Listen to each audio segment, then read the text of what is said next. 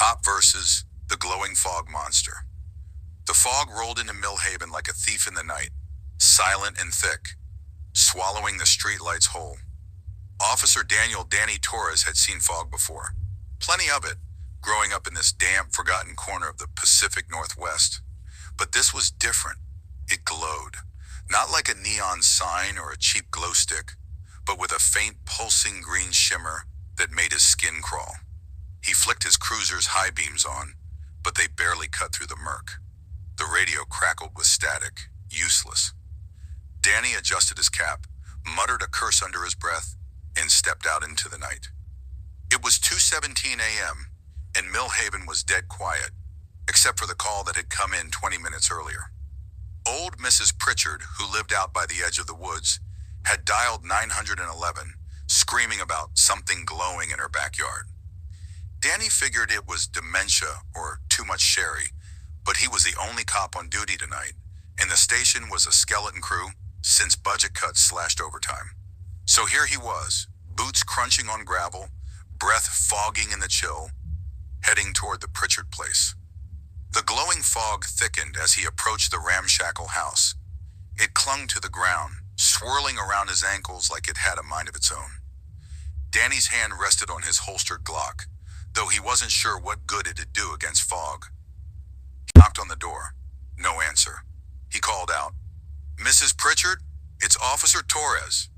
You okay in there?" Silence. The green glow pulsed brighter, casting eerie shadows through the pines. He tried the knob. Unlocked. The door creaked open, revealing a living room frozen in time, doilies on the furniture, a black and white TV flickering static, and a faint smell of mildew. "Mrs. Pritchard?" he called again, stepping inside. His flashlight beam danced across the walls, catching a photo of a younger Mrs. Pritchard with a man in a military uniform. Her late husband, probably. Then he saw it, muddy footprints leading from the back door, smeared across the linoleum. Too big to be hers. Danny's pulse quickened. He followed the tracks, his boots thudding softly on the floor. The back door hung ajar, swaying in the breeze. Beyond it, the glowing fog churned like a living thing, tendrils curling toward the house. He stepped onto the porch, and that's when he heard it. A low, guttural hum, like a generator buried deep underground. The fog pulsed in rhythm with it, and Danny's stomach twisted. This wasn't natural. "Mrs. Pritchard!" he shouted, voice swallowed by the murk. He drew his Glock, thumbing the safety off. The hum grew louder, vibrating through his chest, and then he saw her, or what was left of her. She was sprawled in the grass, 20 feet from the house, her nightgown soaked with dew. Her eyes were wide open, staring at nothing, her mouth frozen in a scream. But it wasn't the sight of her body that made Danny's blood run cold. It was the thing standing over her. It was massive, at least 8 feet tall, humanoid but wrong, its limbs too long, its head a featureless blur of glowing green mist. The fog seemed to pour from it, cascading down its form like a waterfall. Danny froze, gun trembling in his hands. "Police! Step back!" he barked, voice cracking. The thing didn't move. It didn't even seem to notice him. Then slowly it turned its head, if you could call it that, and the hum intensified, rattling his teeth. Danny fired. 3 shots, center mass, the muzzle flash briefly lighting up the night. The bullets vanished into the fog, swallowed without a sound. The creature tilted its head, as if curious, then took a step toward him. He stumbled back, tripping over a garden gnome, and hit the ground hard. The Glock skittered out of reach. The thing loomed closer, its glow washing over him, and for a split second, he saw something in the mist. Faces, dozens of them, writhing and screaming silently. He scrambled to his feet, adrenaline surging, and bolted for the house. The hum chased him, a relentless drone that burrowed into his skull. He slammed the back doors shut, shoving a chair under the knob, and grabbed his radio. "Dispatch, this is Torres.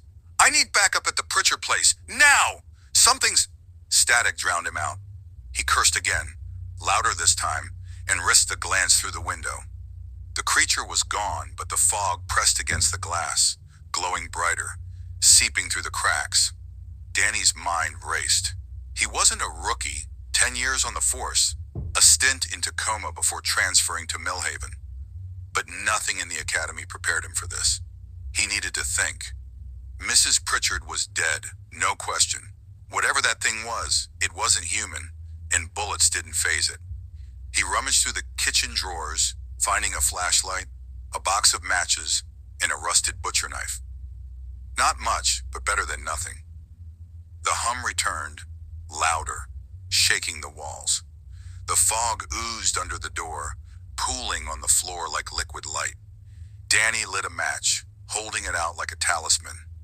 The fog recoiled just for a moment, and he seized the chance. Grabbing a bottle of cooking oil from the counter, he doused a rag, lit it, and tossed it into the mist. Flames flared up, and the fog hissed, retreating back outside. Fire. It hated fire. He didn't have time to celebrate. The front window shattered, glass exploding inward, and the creature's arm, long, sinewy, wreathed in glowing mist, reached inside. Danny swung the butcher knife, hacking at it. The blade bit into something solid, and a shriek tore through the air, high-pitched and inhuman.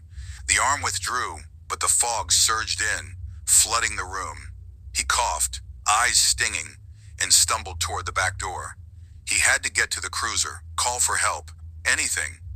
Outside, the fog was a wall, disorienting and suffocating.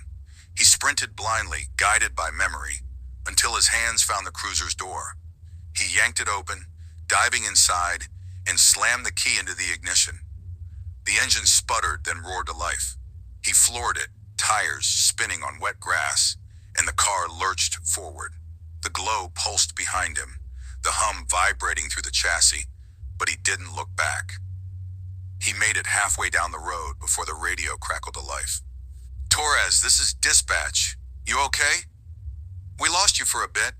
It was Jenny, the night dispatcher, her voice a lifeline. Danny gripped the wheel, knuckles white. "Jenny, listen. Mrs. Pritchard's dead. There's something out here. Big, glowing, made of fog. It's not human. Send everyone. Now." A pause. "Danny, you sure you're not—" "I'm sure," he snapped. "Get back up. Fire department. Hell, call the National Guard. Just hurry." The line went dead again, and he glanced in the rearview mirror. The fog was following him, a glowing tide rolling down the road, and in its heart that thing lumbered forward, relentless. He drove to the edge of town, where the old mill loomed like a ghost in the haze. The mill had been shut down for decades, a relic of Millhaven's lumber days. But it was the only place he could think to make a stand. He screeched to a stop, grabbed the spare gas can from the trunk, and ran inside. The air smelled of rot and rust, but it was dry, perfect for what he had in mind. The hum grew deafening as he worked, splashing gasoline across the floor, piling up old crates. He'd seen the fog recoil from fire. If he could trap the thing here, burn it out, maybe he'd survive the night. He lit a match, the tiny flame trembling in his hand, and waited. The creature didn't disappoint. It crashed through the mill's doors, a towering silhouette of mist and malice, the fog spilling in behind it. Danny tossed the match. Flames erupted, racing across the gasoline, and the fog shrieked, a sound like 1,000 voices crying out at once. The creature staggered, its form flickering, and for the first time, Danny saw fear in its movements. He didn't stop. He grabbed a rusty pipe from the floor and charged, swinging with everything he had. The pipe connected, shattering part of the thing's misty head, and it howled, collapsing into the fire. The fog convulsed, then began to dissipate, sucked back into the creature's burning form. Danny stumbled outside, coughing, as the mill blazed behind him. Sirens wailed in the distance. Backup, finally. He sank to his knees, the adrenaline draining away, leaving him hollow. By the time the fire trucks arrived, the mill was ash and the fog was gone. The other cops found Danny sitting on the curb, staring at the smoldering ruins. "What the hell happened?" Sergeant Hayes demanded, his flashlight sweeping the scene. Danny didn't answer right away. He thought of Mrs. Pritchard's scream, the faces in the mist, the way the creature had looked at him, like it knew him.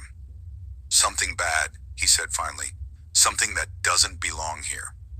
Hayes frowned but didn't press. The official report would call it a gas leak, a hallucination from smoke inhalation. Danny didn't argue. Who'd believe him? But as he drove home at dawn, the first rays of sun cutting through the trees, he couldn't shake the feeling that the fog wasn't gone for good. It was out there, waiting, glowing in the dark. And he'd be ready,